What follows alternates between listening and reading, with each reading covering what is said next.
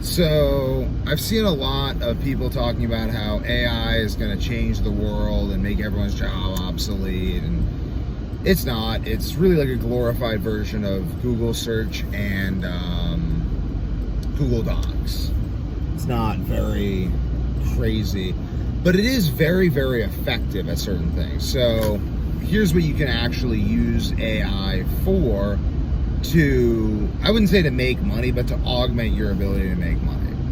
So if you're making a website, you can use ChatGPT to help you correct CSS code for the website so that you can actually get the website to do exactly what you want to do. You can have ChatGPT help you find resources to learn about how to make the website. You help ChatGPT. You basically use as a consultant while you're making the website to help you make the website faster. But it's not going to fundamentally replace primary sources or replace you sitting there and actually doing it. You can use ChatGPT to generate images that you can then edit in Photoshop that you could use for branding and marketing. But ChatGPT is not on its own without very, very intricate prompting going to generate images of the highest quality. And with practice on intricate prompting, you can very easily generate images, and a little practice in Photoshop, you can very easily generate images that are of a much higher quality than someone else who is less experienced with ChatGPT. So this is where it's really an augment to graphic design and not a replacement for graphic design. You can use ChatGPT to help inform your understanding of legal stuff, though you still have to go to primary sources. I find that like primary sources are very best. That I would use ChatGPT to kind of like generate examples that you can, of documents that you can then edit.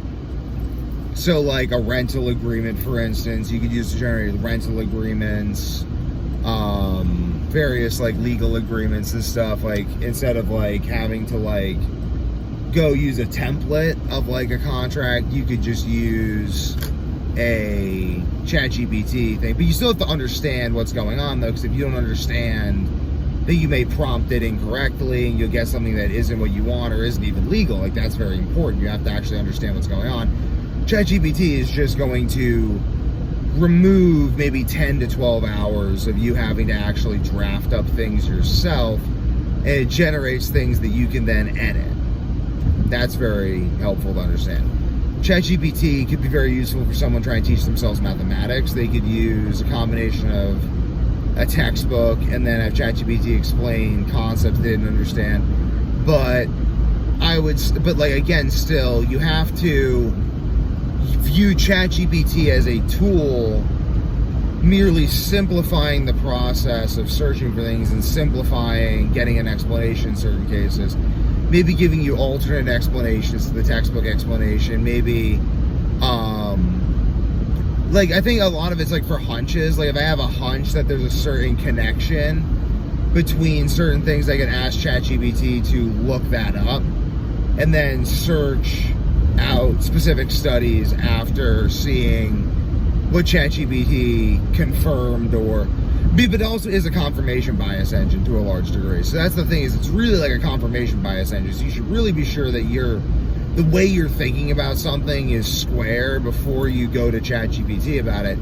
Because ChatGPT is just going to confirm whatever it is, all the frameworks that you come to something with, which is good if the frameworks are good, but it's bad if the frameworks are bad. So I would use ChatGPT ChatGPT, I think it really would simplify programming, like learning how to program. You still have to understand programming. You're really going to, because you have to like have a spirit of, I'm going to learn this myself. Otherwise, ChatGPT, you're just going to end up with errors you don't understand. But if you use ChatGPT to make producing functional code faster with the intention of learning how to correct all the errors, then you're going to learn coding faster. That's really all it is doing. It's just like using ChatGPT. Like if you want to use ChatGPT to write essays, that's dumb, because the purpose of writing essays is learning how to think about something. So you don't want to use ChatGPT to reflect because reflecting is supposed to be challenging because you're trying to actually reflect. Like ChatGPT is not going to, hell, it's not going to replace journaling. It's not going to replace understanding a business model. It's not going to replace knowing how to scale a business, any of this stuff. It's kind of like, it just reminds me of like people, like the scientific revolution was so crazy because people actually started observing the actual world. I think we're going to see more of that again. I think people have started studying science with meta-analysis more than we actually do science now. I think now real science is going to be done by people like actually observing the world and not studying it in a petri dish. Like I think observation and measurement come first. And I think you have to be able to do that in your own mind. I know you have to be able to do that in your own mind. Like ChatGPT, like I'll talk to it sometimes and it'll be like, let me help you generate a plan for how to like win that jiu-jitsu. And it's like, none of it's bad, but it's no better than I could generate. And that's fine, but I don't need ChatGPT to make something that I could already make because it's actually kind of worse than what I can make myself right now. Because it's less focused. Like it has biases towards like giving what it considers to be appropriate responses. Like it's like just ChatGPT, there's certain humanness that it lacks. That's where the insight happens because of focus. Like a human is imbalanced. Because that's what makes us functional in the world, because we'll create new things. Like a balanced, like a computer program, they're different. We're different. A computer program is not a creative thing. You can tell, like, it's not creative. You're like, oh, well, ChatGPT could write a song, but it's not a creative song necessarily. I mean, maybe it's like a song, and maybe it's nice to just make something that rhymes. That's cool. But it's like when you're listening to Simon and Garfunkel, like Sound of Silence, at the beginning of it, there's a poignancy, there's a relevancy, there's an imbalancing. Like it points out not everything we notice, but everything we don't notice.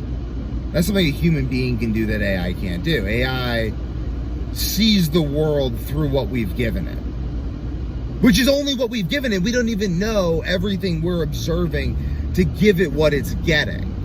So if AI is, and so I see in the future large firms that will just be AI processing firms that basically consist of churning out non-innovative but highly standardized works of whatever it is you want. And it's going to be largely competitive to try to get these things to people better, cheaper, better marketing. And it's going to be the domains that I don't want to be operating in. I want to be operating in the human domain. And who's going to determine the success or failure of those human enterprises? Other humans. The staying power, the ability to produce other humans that are going to do things. Like machines don't make value judgments the way a human being does. I don't know if a machine can commit murder. Would we condemn a machine?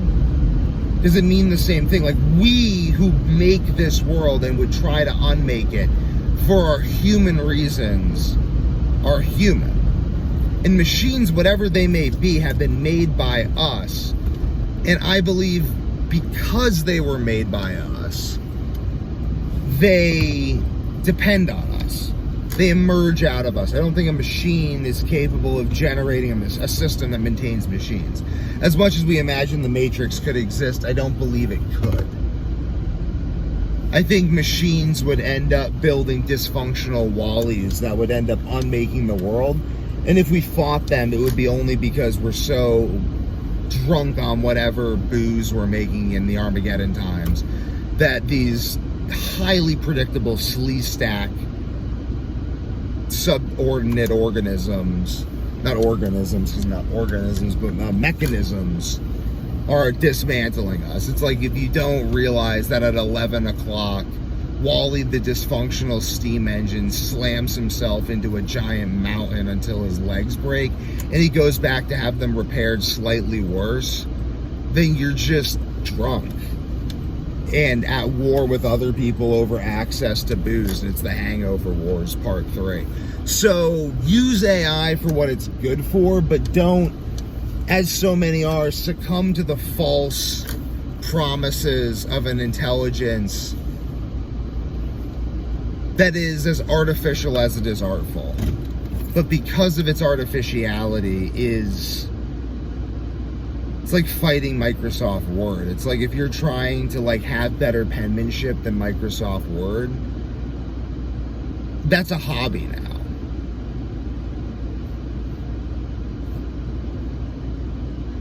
Read forward. Leave a comment below. Tell me what your job is and what you think you should do. I don't know. I mean, I'll give you some advice, but there's a place for you in this world. And if it can be replaced by AI, then you're drunk or limiting yourself in some other way. I believe in you. Done.